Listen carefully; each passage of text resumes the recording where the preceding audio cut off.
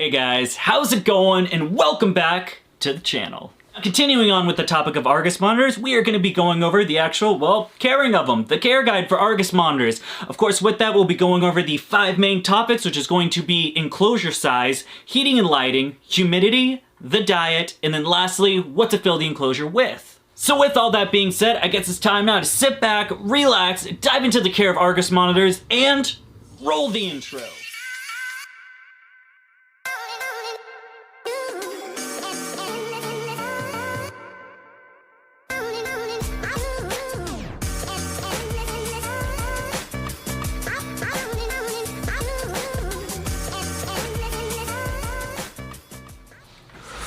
And real quick, guys, I just want to ask 2 things for you. Number 1, I do apologize about the lighting. Of course, my lighting currently is right there, and I'm too lazy to get that shelf out, move it, and then get the light box. So you're gonna have to suffer for this just for one video, maybe a couple. Other than that, also, if you do find this care guide, you know, caring and actually accurate, and it's to help you with setting up your Argus monitor and caring for them, if you could do me a huge favor after and like the video, subscribe, all that good stuff really helps me out. That way, you know, it's a win-win situation. You know, you guys just aren't taking the information, you help me out too. Also, watch the ads all the way through. That would be fantastic. Okay, let's get into the video. And then kicking off this list, of course, we are gonna be starting with number 1, the enclosure size for your Argus monitor. When it comes to the enclosure size for an Argus monitor, I really don't like actually putting a set perimeter as like the minimum. Really, when it comes to any of these mid to large sized lizards, which I do believe the Argus monitors fall upon that, getting, you know, the 5 to 5.5 feet, honestly, the minimum for me is as much as you can possibly give the animal. Personally, as soon as my pair become an adult, they'll be getting an enclosure that's going to span somewhere around 10 foot by 10 foot by 8 foot, making sure, you know, that they have the double length of what they are to move this way and this way. As babies, that's definitely a different story. I usually keep my babies around somewhere into a 3 to 4 foot enclosure, 4x2 or 3x2, something like that, until they get a little bit more confident, get a little bit bigger until they go into their next setup enclosure. Right now, that currently is for me a 6 foot by 3 foot enclosure, into which once they grow that into adulthood, they'll be moved on into that final build I talked about a little bit earlier. Basically, my opinion on enclosure for the Argus monitor, make it as big as you possibly can. These are very athletic and active animals, and they'll appreciate every amount of space that you give them. But moving on, let's get into topic number 2, which is of course going to be heating and lighting. Now, first off, let's get into heating. Of course, with Argus monitors and with most monitor lizard species, you're gonna want a pretty high basting temp. Currently for mine, I'm housing my basting temp somewhere around the 130 degree area. I'm utilizing that by utilizing 2 different lower wattage floodlights, making sure I have a wider and longer basting area in order for that animal, of course, as they get bigger, to utilize more of that space. Not only do lower wattage basting bulbs help out with spreading the area around, but it also helps creating that temperature gradient, of course, you're gonna be needing, getting those high temperatures from one side to the cooler on the other. Currently for me, I'm using 2 60-watt floodlights. However, the variation of what wattage you're gonna need in order to obtain that said basting zone is really gonna vary on so many different variables. Of course, where you live, how cold your house is, blah-blah-blah-blah. Pretty much just figure that out and a little bit trial and error and then get the right bulbs. Other than some basting bulbs with a nice UVA, the other thing you really need, well, it's a little controversial, of course. Monitor lizards, UVB. Some argue with the larger monitors getting a whole prey diet that they no longer need the UVB to synthesize that calcium since they're getting enough of it through the whole prey, while others argue that it has beneficial properties and should be utilized. Both work. You know, personally, I use UVB for mine just because I have one laying around, so I figured why not? I got them breeding. Why not just give her a couple of more UVB, help out with, you know, what UVB does, which of course I know. I just, what does UVB do? All in all, it's up to you. Personally, I use it. Personally, other people have had success without it. Other people have had success with it. So controversial, you know, choose yourself.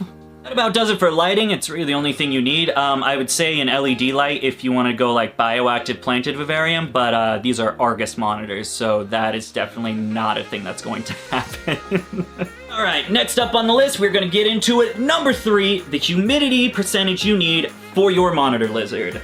Now, funny enough, the humidity levels you need for an Argus monitor actually surprised me. I was under the assumption that these would be pretty much arid species, you know, somewhere similar to like, say like a bearded dragon, so anywhere around that like 30 to 40% is really what you want for them. However, after talking to Joe Castellan, one of the buddies of mine that actually got one of my Argus monitors from, he let me know that, hey, these guys actually need some pretty good humidity. Now, we're not going too far into like the 70+% obviously, but somewhere around that 60% humidity is really that sweet point of what you want for them. Shock, I'll be honest, you know, I just thought Argus monitors, no humidity needed, but I was told wrong, I corrected it, and now 60% humidity. That about covers that. Alright folks, we are almost done with this list, only 2 more categories to go, which is going to give us to number 4, the diet for these big chunky boys. Now, I went over this a little bit earlier, but we'll just reiterate it a little bit more. Of course, whole prey is going to be a very good source of that. By whole prey, we're going to be talking about mostly rodents, some chicks as well, anything like mice, fuzzies, any sizing varying going from that to rats. Definitely either one has its pros and cons. Mice are leaner, rats have a little more fat have a little more rats. Alright. Of course, chicks are also, or even quail eggs, things like that are great sources of protein for your Argus monitor. However, like with most of my animals, I like giving a variety of options for them so they don't get stuck onto one thing, because there is nothing more frustrating than an animal that gets accustomed to one meal and then will only use that meal. Local pet shop out of mice for you? Your Argus monitor doesn't care. He's just gonna, hunger strike. I'm probably gonna cut this out. That wasn't very funny. Currently for mine, they get a variety of different stuff. Of course, a variety of insects, roaches, red runners, lobsters, dubia, crickets, some superworms every now and then. I've kind of outgrown the superworms because they're getting pretty big. Whole prey, as we stated before, tilapia, some leaner meats such as chicken, hearts, livers, and then finally some ground stuff as well, just to get a little bit of variety in there. Usually rotate quite often, and that way I make sure that if I run out of one thing, I don't have picky monitors and they'll eat the other stuff that I do have available. And that pretty much covers the diet portion of it, just a variety of stuff I use and variety of stuff that you can use as well. I guess this is leading towards the end now. We almost know everything on how to care for them, basically. We just need one more. What was it again? Oh, crap. Oh, right. Number 5, what to fill the enclosure with for your monitor. With Argus monitors being terrestrial, there isn't a real whole lot of stuff you can do to spruce up the enclosure and make it nice. They are very good burrowers and really enjoy burrowing, so a nice deep substrate will always be appreciated. I have noticed that mine do climb if I provide, you know, some branches, anything like that. They actually scale the bamboo wall that I have in there as well. However, while they are good at climbing, they are not good at coming down. They usually just plop. Every time, I'll be like working around in the building or in here, and then all of a sudden you just... So, not the best at coming down after they climb, so I wouldn't keep too much height on there.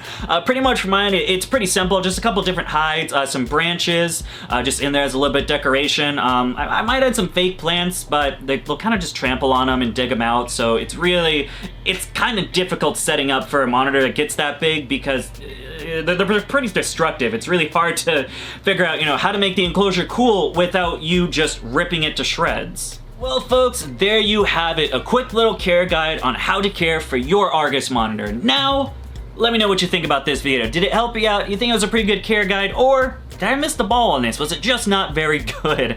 Leave me a comment down there in the comment section. What do you think? Scale of 1 out of 10, how'd I do? Of course, as I say in every outro, we're gonna say it one more time. Huge shout out to Zen Habitats. If you're unfamiliar with Zen Habitats, they make enclosures like this one. Wow, the B-roll I'm showing of this incredible enclosure. If you're actually in the market for a little baby Argus monitor, you need an enclosure for it to grow into, a little grow out viv. I definitely recommend their 4x2. Fantastic looking enclosure, would be great for a little Argus monitor running around. Not only looks good, your monitor will also appreciate it, and yeah, cool enclosure.